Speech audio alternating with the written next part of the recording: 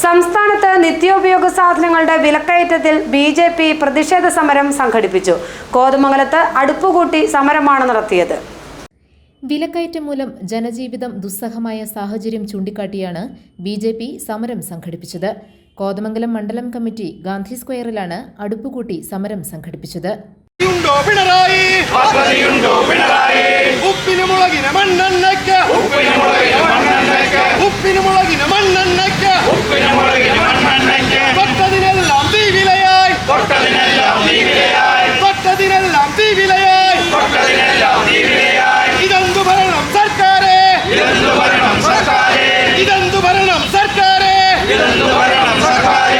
ജില്ലാ general secretary advocate Suraj John ഉദ്ഘാടനം നിർവഹിച്ചു.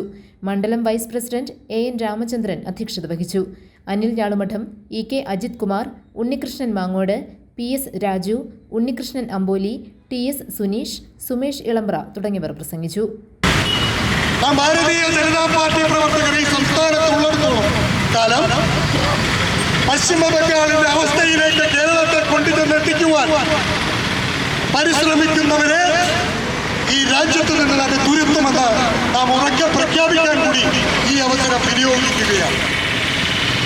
ഇന്ന് മുൻപ് സൂചിപ്പിച്ചതുപോലെ കേരളത്തിൽ നേരിടുന്ന ഈ ഉഗ്ര വിലക്കയറ്റത്തിനെതിരെ സംസ്ഥാന വ്യാപകമായി ഭാരതീയ ജനതാ പാർട്ടി അടുപ്പുകൂട്ടി സമരം നടത്തുകയാണ്.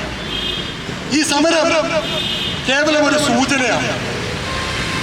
ഈ സമരം കൊണ്ടൊന്നും സംസ്ഥാന സർക്കാർ നയം തിരുത്തില്ല എന്ന് നമുക്ക് ഉത്തമ ബോധ്യമുണ്ട്.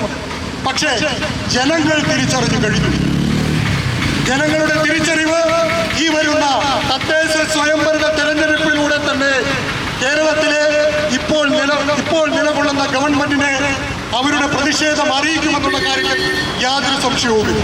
GTV news, Kothamangalam.